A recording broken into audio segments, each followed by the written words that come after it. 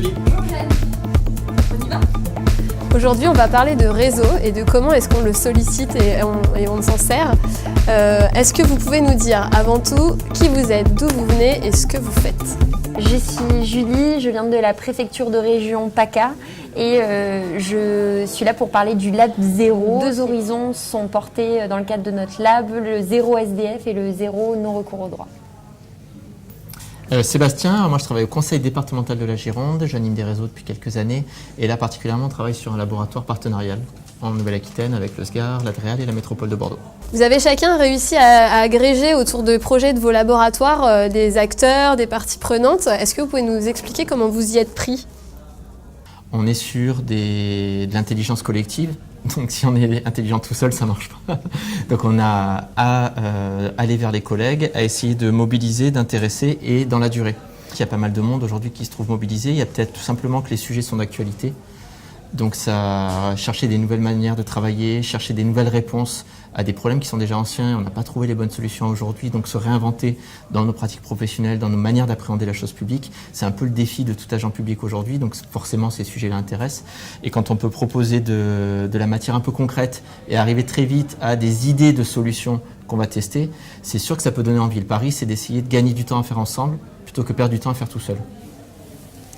Et nous, de notre côté, certainement que ce qui a mobilisé la communauté, c'est un petit peu l'originalité de la démarche, le fait que le lab soit porté par le préfet de région et que différents acteurs aient été incités à faire une politique publique un peu autrement, en adoptant une posture plutôt innovante, en changeant leur casquette habituelle.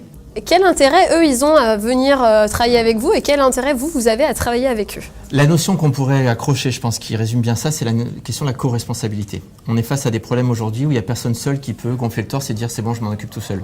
Le bien-être des gens, c'est moi. La sécurité, c'est moi. Ça marche pas. On a tous une petite part dans la réponse et donc l'idée, c'est de combiner ces parts de responsabilité et d'organiser une réponse collective. Donc en fait, on y gagne à le faire ensemble. On y gagne dans la capacité à agir, on y gagne dans le temps qu'on met à trouver les bonnes réponses, on le gagne aussi dans la force qu'on a et l'énergie d'un collectif. Je pense que les acteurs ont été aussi intéressés par le fait qu'il n'y ait pas de hiérarchie dans le lab, que tout le monde soit au même niveau et que chaque personne représente une voix et que tout le monde soit mis sur un pied d'égalité et que tout le monde soit préparé à cette démarche un peu innovante parce que des entretiens ont été faits avec chacun pour un peu voir ce qu'ils attendaient de ce lab. Et je pense que cette valorisation des spécificités de chacun, ça a poussé à mobiliser les gens au sein du lab et à se dire que c'était un peu une fenêtre d'opportunité pour faire des choses nouvelles. Comment est-ce que vous avez identifié ces acteurs ? L'outil qu'on utilise quasi fréquemment. Pour autant, on essaye de changer d'outil à chaque fois, mais celui-là, on le reprend systématiquement, ce qu'on appelle la cartographie partie prenante. C'est-à-dire tout simplement, au sein d'une grande nappe, on va mettre au centre la problématique, le territoire ou l'organisation qui est la clé centrale du questionnement. Et ensuite, on va faire des rayons avec quel type d'acteurs de manière la plus fine. Donc si tu es sur un territoire, tu as des entreprises, des associations, des personnes en difficulté, des élus, des techniciens, des jeunes, des vieux, etc. Et derrière, c'est quoi des jeunes ? Est-ce que c'est des enfants ? Est-ce que c'est des adolescents ? Est-ce que c'est des jeunes qui ne savent pas lire, qui sont en rupture scolaire ? Donc on va le mettre dans le niveau de détail et la granulométrie dont on a besoin, jusqu'à mettre les noms des personnes et aller les identifier. Et après, du coup, on se retrouve avec 100, 150, peu importe, et on va voir quels sont les incontournables qu'il faut vraiment associer pour démarrer la problématique. Nous, on a pris le parti systématiquement de toujours commencer avec un petit noyau dur, mais qui est très divers dans sa composition. Il n'y a pas besoin de 150 personnes, 10, 15 personnes, mais qui ont des points de vue différents, voire des points de vue conflictuels par rapport au sujet. C'est ça qu'on va essayer de chercher pour démarrer, et après d'essayer de jouer l'effet d'entraînement, boule de neige, pour petit à petit avoir le plus de monde impliqué. Nous, je pense que ce qui a joué, comme c'est porté en premier par le préfet de région, et le fait qu'on soit vraiment dans une complémentarité, c'est-à-dire que dans le lab, il y ait des personnes qui viennent vraiment de milieux très différents, que ce soit le privé, les hôpitaux publics, l'État, les collectivités, le milieu associatif, militant, pas militant. Déjà, le lab regroupait des personnes d'horizons très différents, ce qui a permis après d'agglomérer un petit peu des personnes de milieux différents et de créer un lab très hétéroclite. Donc dans notre cartographie, d'aller exister déjà les réseaux constitués, d'aller les solliciter par rapport à leur expérience, leur savoir-faire, etc. Et essayer à eux aussi de leur apporter de la matière extérieure nouvelle qui puisse combiner par rapport à leur vision, qui puisse compléter et qui puisse aussi du coup nous servir de ressources en termes d'expertise d'usage ou de vécu par rapport à la problématique qu'on va traiter. Oui. Une fois que ce réseau est constitué, comment vous faites pour conserver la dynamique ? Je pense que ce qui est important, c'est de bien être clair sur les objectifs et les échéances. C'est-à-dire que nous, dans le cadre des ateliers, à chaque fois, une autre échéance était prévue. La prochaine réunion va se dérouler là. Donc tout le monde se focalisait sur la prochaine réunion, sur clairement les objectifs, ce que devait devenir le projet. Et donc tout le monde connaissait un peu la feuille de route. Et donc là, même si aujourd'hui on ne travaille pas avec tous les membres du lab sur chaque projet, puisque c'est des petits groupes, l'important c'est de communiquer dessus, c'est de leur faire des retours de ce qui est en train de se passer et que les personnes se sentent toujours liées à ça, qu'elles puissent réagir, qu'elles puissent poser des questions.